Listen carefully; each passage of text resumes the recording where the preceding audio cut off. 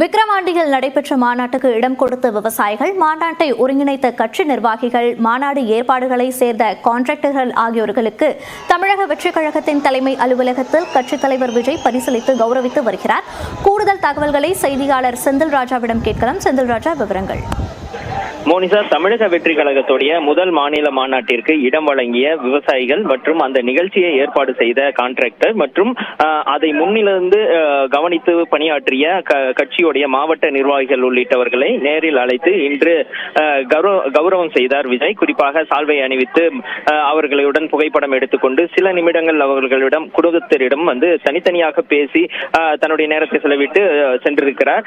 குறிப்பாக முக்கியமாக பார்த்தீர்கள் என்றால் இந்த நிகழ்ச்சியில் இருவருக்கு தங்க மோதிரம் பரிசாக வழங்கி கௌரவித்திருக்கிறார் விஜய். குறிப்பாக பார்த்தீர்கள் என்றால் இந்த நிகழ்ச்சியை திறம்பட நடத்தி கொடுத்த அந்த ஏற்பாடுகளை செய்த கான்ட்ராக்டருக்கு தங்க மோதிரம் வழங்கி இருக்கிறார். அது மட்டும் இல்லாமல் தமிழக வெற்றி கழகத்துடைய முதல் மாநில மாநாட்டை உடனிருந்து அந்த மாவட்டத்தில் நடத்தி அனைத்து பணிகளையும் கவனித்த பரணி பாலாஜிக்கு தங்க மோதிரம் வழங்கி இருக்கிறார்.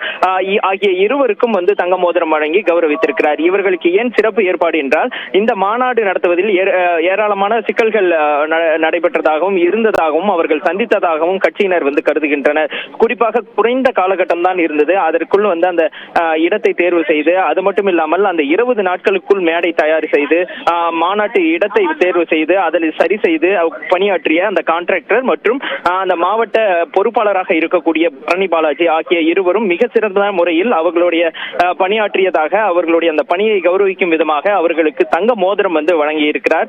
மற்ற அந்த நிலம் கொடுத்து அந்த 2 மாதம் குத்தகை எடுத்திருந்தார்கள். ஒரு ஏக்கருக்கு 10,000 ரூபாய் என்று அந்த வாடகைக்கு எடுக்கப்பட்டிருந்தது. குறிப்பாக பார்த்தீர்கள் என்றால் 207 ஏக்கர் ஒப்பந்தம் செய்யப்பட்டிருந்தது. 46 விவசாயி குடும்பங்கள் அந்த நிலத்தை வழங்கி இருந்தார்கள்.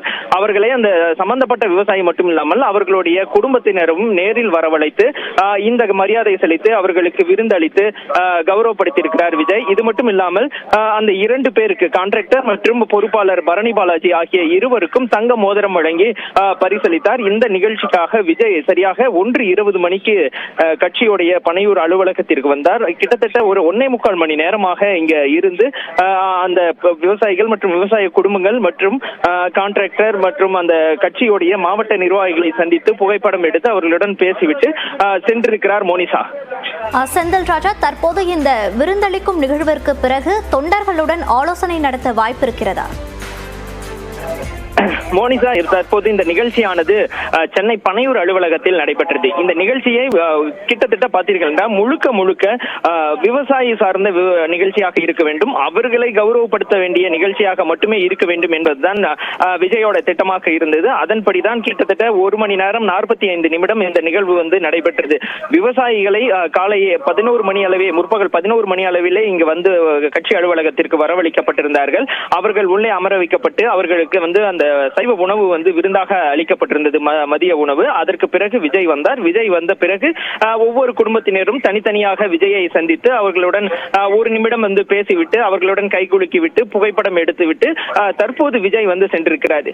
இந்த நிகழ்ச்சியானது ஒரு ஆலோசனை கூட்டமாக இல்லாமல் ஒரு விவசாயிகளையும் இந்த நிகழ்ச்சியை நடத்தி கொடுத்தவர்களையும் கௌரவிக்கும் விதமாகத்தான் இந்த நிகழ்ச்சியானது திட்டமிடப்பட்டது. அதன்படிதான் தற்போது அந்த 1 மணி நேரம் 45 நிமிடம் இந்த கட்சி அலுவலகத்தில் இருந்து விவசாயிகளையும் கான்ட்ராக்டர்களையும் அப்புறம் மாவட்டம் நிர்வாகிகளையும் கௌரவம் செய்துவிட்டு தற்போது தன்னுடைய இல்லம் திரும்பி இருக்கிறார்.